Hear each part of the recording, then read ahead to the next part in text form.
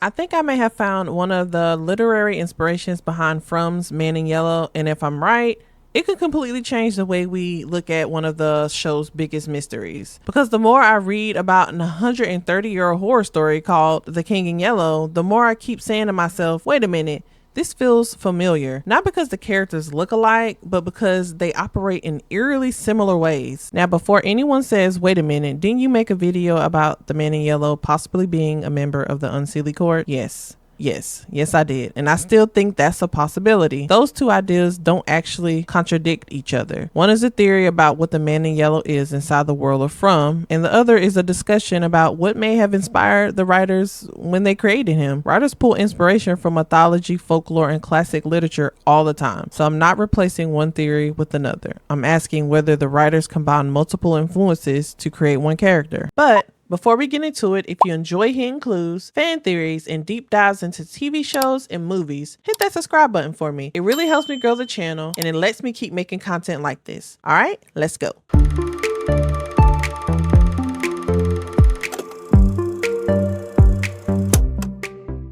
Now, I know some of you may have heard this comparison before, and that's okay. The truth is, in these communities like this, theories get repeated all the time, but that's because everyone brings a different perspective to the conversation. Two people can look at the exact same theory and notice completely different details. So I'm not here to claim I discovered this comparison. What I want to do is share the connections that stand out to me and explain why I think this could be relevant to From. Because the more I look into The King in Yellow, the more I start noticing similarities with Sarah, Abby, Henry, and even Jade that I hadn't really thought about before. Robert W. Chambers published a collection of horror stories called The King in Yellow. The title character isn't terrifying because he haunts people. He's terrifying because he changes the way people think. Once someone falls under his influence, their grip on reality slowly begins to disappear. And that's where I start seeing some of the interesting similarities. Theory 1. Ideas are the real monsters. Think about every character who's been psychologically manipulated. Sarah, Abby, Henry, Jade, Tabitha. Notice something? None of them believe that they're being controlled. They all believe that they're finally discovering the truth. Sarah believed killing Ethan would save everyone. Abby believed everyone was dreaming and that dying would wake them up. Henry now believes everyone has to die to escape. Jade becomes consumed by this symbol. Tabitha becomes consumed by finding the answers. None of them think that they're losing their minds. They think they're figuring it out. That's exactly what made The King in Yellow so frightening. He doesn't force people to do things. He plants an idea and that idea slowly consumes them. Theory 2. Reality starts breaking down.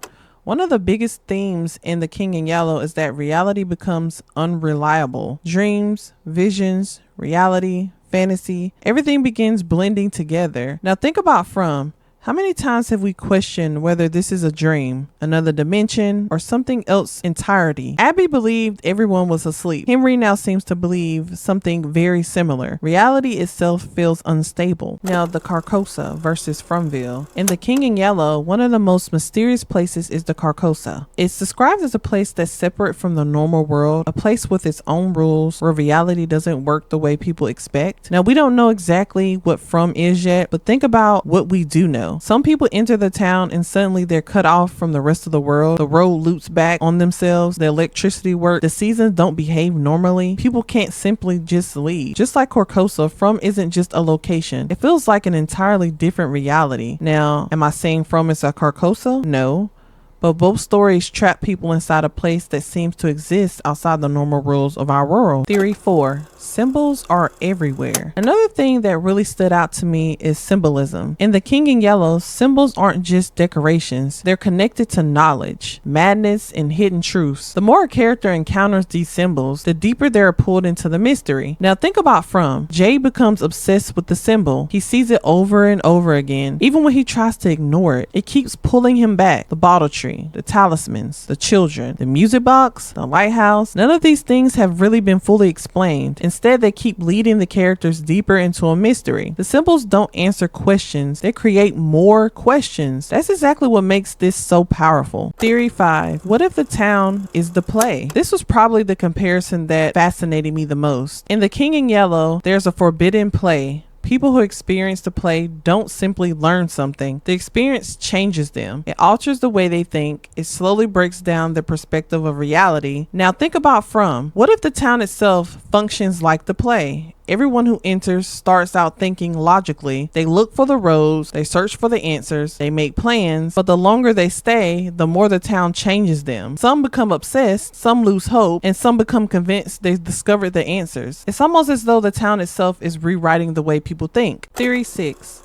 He doesn't control people, he gives them a story to believe. Here's where I think the comparison gets really interesting. Most villains use fear or violence, but what if the man in yellow doesn't? Think about every character who's been manipulated. Sarah believed that she was saving everyone. Abby believes she was waking everyone up. Henry believes he's helping everyone escape. Notice something? None of them think that they are the villain. Every one of them believes that they are the hero. That's incredibly important because the most effective manipulation isn't forcing someone to do something against their will. It's convincing them that they're doing the right thing. That's exactly how the king in yellow works. The victims don't realize that they're being manipulated. They think that they're discovering the truth. Theory 7. The truth is more dangerous than a lie. This might be my favorite connection.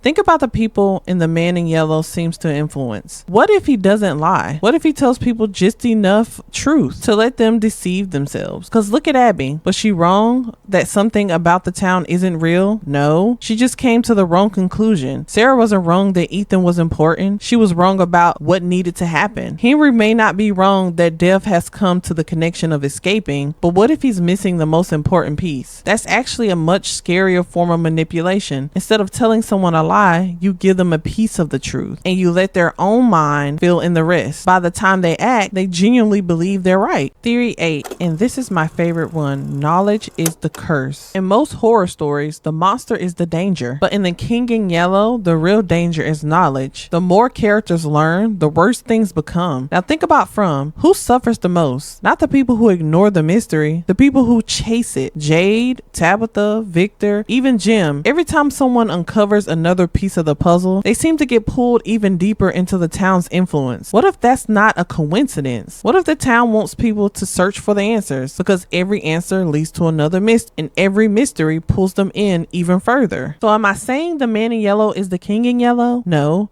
There's nothing in the show that confirms that. But after looking at the way both characters manipulate people, the way knowledge becomes dangerous, the reoccurring symbolism, the idea that reality itself begins to break apart, I do think it's possible that Robert Chambers' work may have helped inspire certain aspects of this character. And honestly, if that's true, it changes the way I look at every conversation the man in yellow has. Because maybe his greatest weapon isn't his strength. Maybe it isn't magic. Maybe it isn't the monsters. Maybe it's the ability to convince people they're seeing the truth when they're really only seeing part of it. And if that's the case, then the most dangerous thing in From isn't what's outside after dark. It's the ideas that people get inside your head. But that's just my theory. Now I want to hear yours. Do you think the similarities between the man in yellow and the king in yellow are intentional, or do you think that we're just seeing patterns that aren't really there? So let me know down in the comments, because y'all know I read them all, and some of my favorite videos have actually come from the conversations I have with you all. If you enjoyed this deep dive and want more theories like this, don't forget to hit that like and subscribe button, because every great story deserves a real good talk. I'll see y'all in the next one.